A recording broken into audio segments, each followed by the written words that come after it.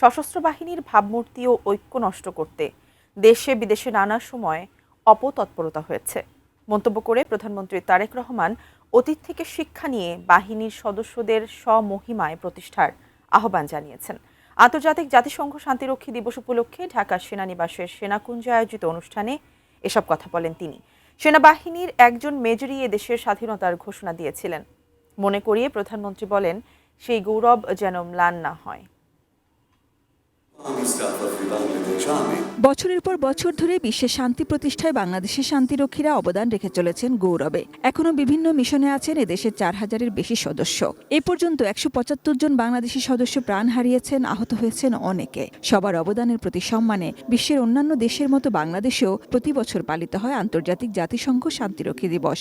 এবার ২৯ মে পবিত্র ঈদুল আজহার ছুটি থাকায় ১০ জুন পালিত হল। সেনাকুঞ্জের এ অনুষ্ঠানের শুরুতে নিহত সদস্যদের প্রতি শ্রদ্ধা জানিয়ে ১ মিনিটের নীরবতা।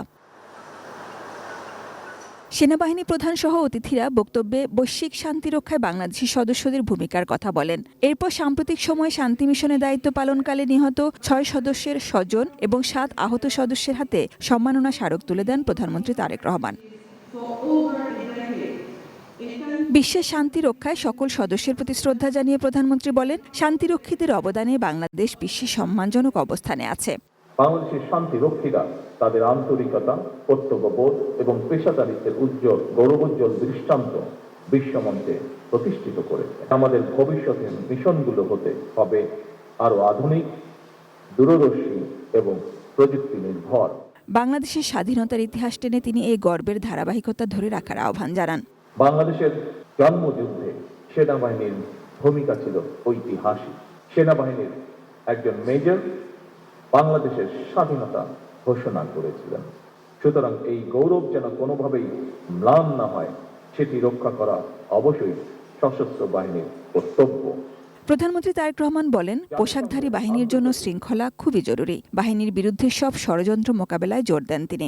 সশস্ত্র বাহিনীর ইমেজ বিনষ্ট করতে নানা রকম তৎপরতাও আমরা লক্ষ্য করেছি।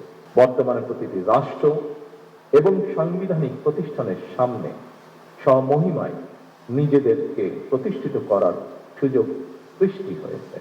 আমরা দেশে কিংবা বিদেশে যেখানেই যে দায়িত্বই পালন করি না কেন, সেই দায়িত্বটি যথাযথভাবে পালন করাই হোক আজকে এই দিনে আমাদের অঙ্গীকার। এরপর বিভিন্ন দেশে শান্তিরক্ষায় নিয়োজিত বাংলাদেশি সদস্যদের সাথে ভিডিও কনফারেন্সে কথা বলেন প্রধানমন্ত্রী তারেক রহমান। Sajida Sweety, ATN news, Dhaka.